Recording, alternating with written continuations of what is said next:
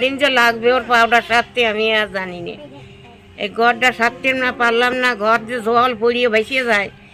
ওই যে সেই ওই গৌতম আছে পাড়ায়, গৌতম একটা তাঁবু দিয়েছিল, তাই তাঁবুটা যে চালের পর দিয়ে থুয়ে তারপরে তাই যে সুস্থি নেই। ঘরের অবস্থা খুব খারাপ। ঘরের অবস্থা খুব খারাপ, জল পড়িয়ে ভেসে যাবি।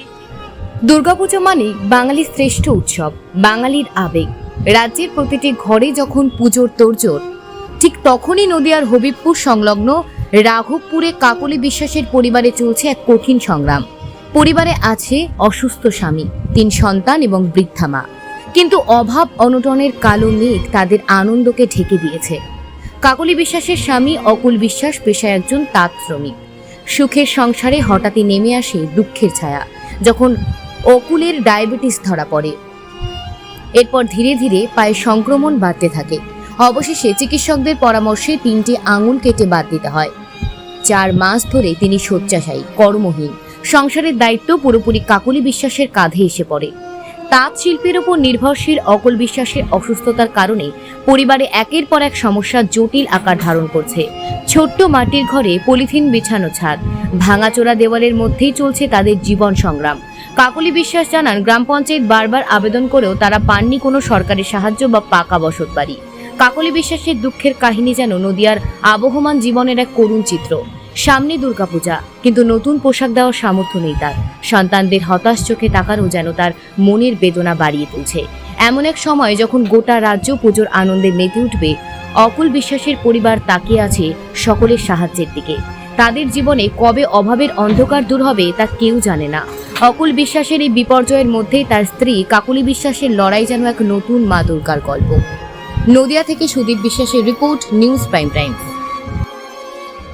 ইনকামের একটাই মানুষ, সে অসুস্থ হয়ে গেছে। মানে এখন বর্তমানে আপনাদের কিছু ইনকাম করার মতো পরিস্থিতি নেই। তাহলে এখন বর্তমানে আপনাদের সংসারটা কিভাবে চলছে? চলছে এই টুকটাক করে চালাচ্ছি। কিভাবে চলছে, সবাই সাহায্য করছে। আজকেও এসেছে মানে সাহায্য করতে।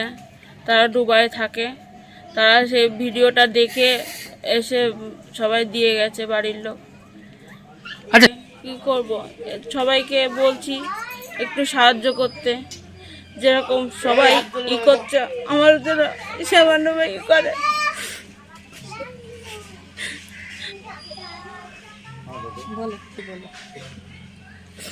একটু সবাইকে বলছি একটু সাহায্য করতে।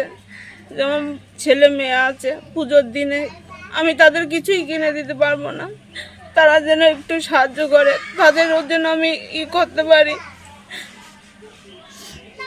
তাহলে এখন আমরা 6 জন। আপনার নাম? কাকলি বিশ্বাস। এখন ওই অবস্থায় পড়ে আছি। বৌমার শরীর খারাপ, ও থাইরয়েডের অসুখ, ও কাজ করতে পারে না, নিজে কাজ করতে পারি না, ছেলেটা পড়িয়ে চাইলেও। এখন আমরা কি করে যে খাবো, এইটাই আমাদের মানে কাজ করার মতো আপনাদের পরিবারে কাজ করার মতন মানুষ নেই। আচ্ছা, এখন এই যে চারিদিকের একজন একটা ভিডিও করতে আইছিল, মানে যে যা পারছে সেইভাবে, যে যা পারছে। কথাই তো বলছি যে এই মানে এইরকম করে কয়দিন চলবে। ও যদি একটা ভালো মতন সাহায্য পাইতো বা মানে কাজ করতে বা কাজ করার একটু, মানে সেই পরিস্থিতি নেই। মানে 4 মাস ধরে আপনাদের পড়ে আছে। কাপড় টাপড় নাইটি মাইটি কিনে দিয়েছিল, তাই নিয়ে যে কয়েকদিন ঘোরাঘুরি করতেছে, তাও ভালো মতো ওই মাসখানেক মতন চলবে না, টুকটাক করে অল্প টল্প করে খাই। মানে কাজ করার মতন। আপনার নাম? ডাক্তারটা ভালো করে দেখাতে পারে, আর চাল ডাল মানে মুদিখানার যাবতীয় জিনিস, শাক সবজি সব কিছুই নিয়ে এসেছি। আমরা এসেছি ওদের একটু সাহায্য করার জন্য। আমরা এটা চাই যে আর যারা আছে তারা ওদেরকে একটু সাহায্য করুক, কারণ সামনে পুজো আসছে, ওদেরও তো বাচ্চা আছে, ওদেরও তো শখ করে যে আমরা ভালো জিনিস পরি, ভালো খাই। এবার আর্থিক অবস্থার জন্য তো পারছে না। এখন আমরা একটু নিয়ে এসেছি, যাই হোক আমাদের সামর্থ্য মতন। আমার বর আছে, আমার ভাসুর আছে, ওরা বাইরের থেকে পাঠিয়েছে, ওরা দুবাই থাকে।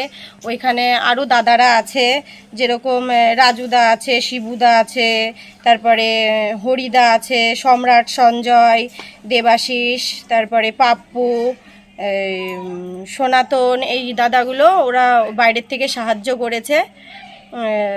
তা আমিও চাই যে ওই দাদাদেরও ভালো হোক, ওদের বাড়ির লোকও যেন ভালো থাকে আর এরকম দিয়ে দেয়। আমরা যেরকম পাশে দাঁড়িয়েছি সেরকম অন্যরাও যাতে এদের পাশে একটু দাঁড়ায়, তাহলে এদের একটু ভালো